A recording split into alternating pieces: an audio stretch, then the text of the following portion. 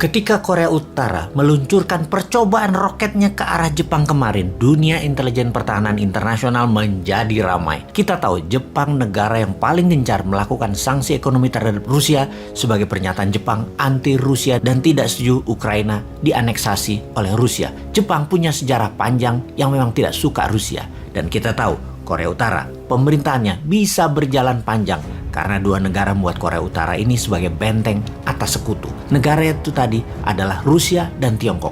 Keduanya memelihara Korea Utara untuk menjadi seperti saat ini. Begini, kita jabarkan tentang rencana Ukraina mau menjadi member NATO itu ibarat negara Meksiko menjadi anggota obornya Tiongkok.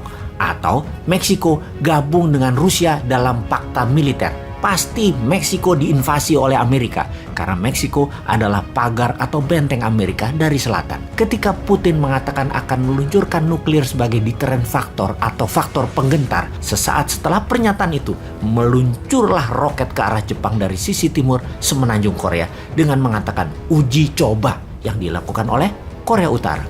Padahal itulah deterrent factor atau kode keras. Don't mess around with Russia, wahai Jepang. Kata-kata tersebut keluar lewat Korea Utara, dititip oleh Rusia. Semakin menarik ini perang Ukraina karena Rusia main dua kaki dengan cantik. Sisi Eropa Timur dan sisi semenanjung Korea. Di sisi Natuna Utara, kayaknya dapat dipastikan Tiongkok saat ini sedang memanaskan engine perangnya di sana. Kapan ini menjadi bencana dunia?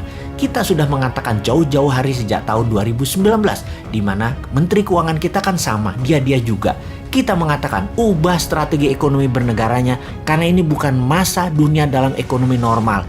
Ini dalam war. Maka ekonomi dan strategi bernegaranya harus berbasis warfare.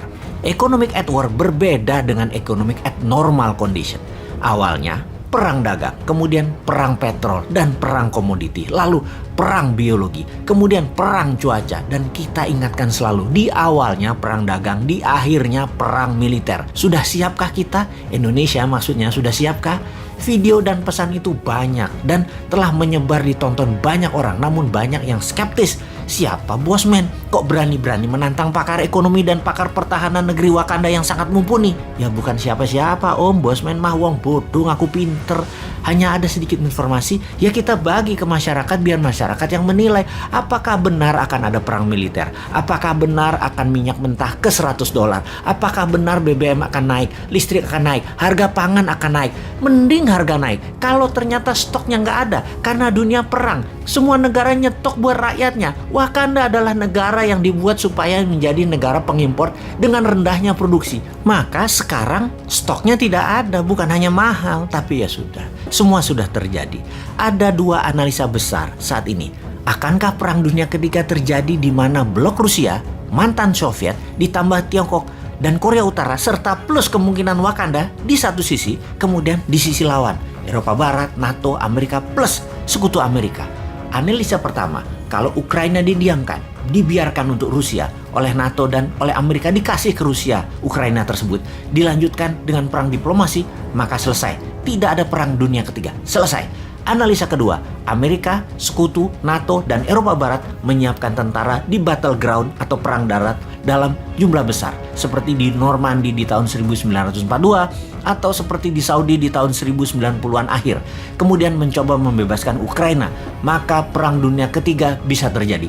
Perang dunia ketiga akan terjadi karena ketika NATO CS membangun kekuatan di Eropa Timur atau di Eropa Barat untuk masuk ke Ukraina, maka di sisi timur, di Indo-Pasifik, Korea Utara bergerak nakal ke Jepang dan Korea Selatan, lalu Tiongkok pasti masuk ke Taiwan. Amerika CS terbelah konsentrasinya. Hal terburuk, di semua posisi Amerika dan sekutunya kalah. Maka dunia punya New World Order baru, yaitu Rusia dan Tiongkok yang berkuasa. Ini sebuah peluang game changing kalau Wakanda di bawah New Mind, karena pasti memilih membangun kekuatan nasional selagi mereka perang dengan printing money, kemudian membangun secepat kilat kekuatan nasional berbasis mineral, rempah, dan raja maritim kuasai Selat Nusantara.